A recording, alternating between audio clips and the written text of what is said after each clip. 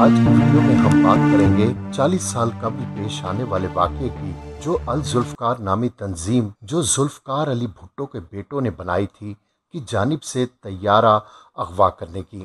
ناظرین، 40 سال قبل کراچی سے پشاور جانے والی PIA کی پرواز کو بھٹو برادران کی تنظیم الذوالفقار کے 3 کارکنوں نے اغوا کر لیا تھا۔ اپنے والد کی پھانسی کے بعد مرتضیٰ بھٹو اور شاہ نواز بھٹو اپنے والد کی پھانسی کا بدلہ لینا چاہتے تھے۔ کراچی سے تعلق رکھنے والا شدت پسند شخص سلام اللہ ٹیپو الذوالفقار کا ایک اہم کارکن تھا۔ 1980 میں ٹیپو جب کابل پہنچا تو اس کے کچھ دیر بعد ہی مرتضیٰ اور شاہ نواز نے طیارہ اغوا کرنے سے متعلق ٹیپو کی تجویز پر غور شروع کر دیا۔ اپنے منصوبے پر مرتضیٰ بھٹو کی منظوری ملنے کے بعد ٹیپو پاکستان واپس آیا۔ اس دوران پنجاب سے تعلق رکھنے والے الذوالفقار کے 2 کارکنوں کو ٹیپو کے ساتھ طیارہ اغوا کرنے کے لیے کراچی بھیج دیا گیا تھا۔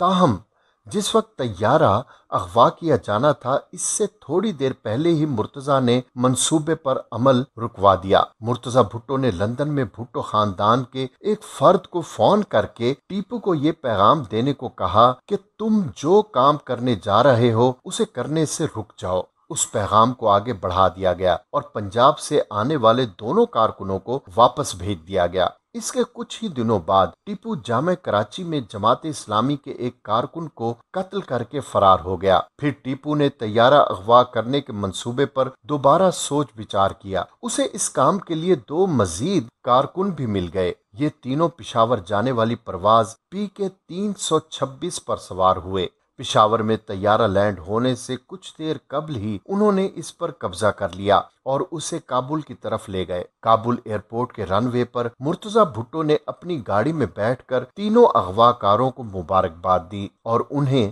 ہیرو قرار دیا۔ اس کے بعد مرتضیٰ بھٹو نے ٹیپو کو مطالبات کی ایک فہرست دی۔ ان مطالبات میں پاکستان میں قید کچھ سیاسی قیدیوں کے نام بھی شامل تھے جن کی رہائی مقصود تھی۔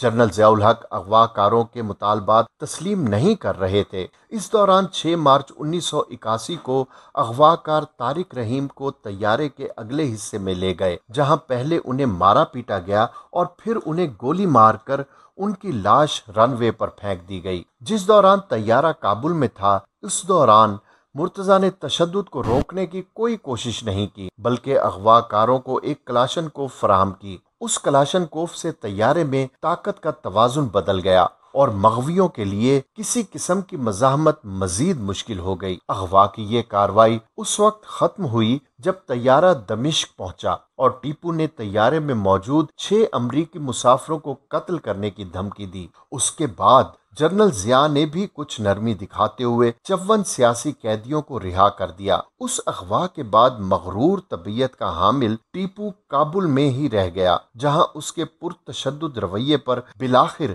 افغان حکام کے صبر کا پیمانہ لبریز ہوا اور اسے 1984 میں فائرنگ سکواڈ کے ذریعے ہلاک کر دیا گیا۔ باقی دونوں اغوا کار لیبیا چلے گئے، جہاں ابتدائی طور پر کرنل قذافی نے ان کا خیال رکھا۔ تاہم 1988 میں جب بے نظیر بھٹو وزیر اعظم بنی اور انہوں نے لیبیا کا سرکاری دورہ کیا تو وہ اغوا کار ایک مسئلہ بن گئے۔ وہ ماضی میں بھٹو خاندان اور فوج کے اختلافات کی یادگار تھے۔ انہیں نظروں سے اوجھل رکھنے کے لیے بے نظیر کی آمد سے قبل ہی جیل میں ڈال دیا گیا۔ وہ 6 سال تک جیل میں رہے۔ بعد میں ان میں سے ایک اغوا کار کو لیبیا کے ایک ذمہ دار انٹیلیجنس افیسر نے بتایا کہ انہیں بے نظیر کے کہنے پر جیل میں ڈالا گیا تھا۔ بے نظیر کے حامی اس دعوے کو رد کرتے ہیں۔ بالآخر لیبیا کے ایک جج نے ان اغوا کاروں کی رہائی کا حکم دیا۔ بعد میں 2011 میں قذافی کو قتل کر دیا گیا تو وہ دونوں لیبیا سے فرار ہو گئے۔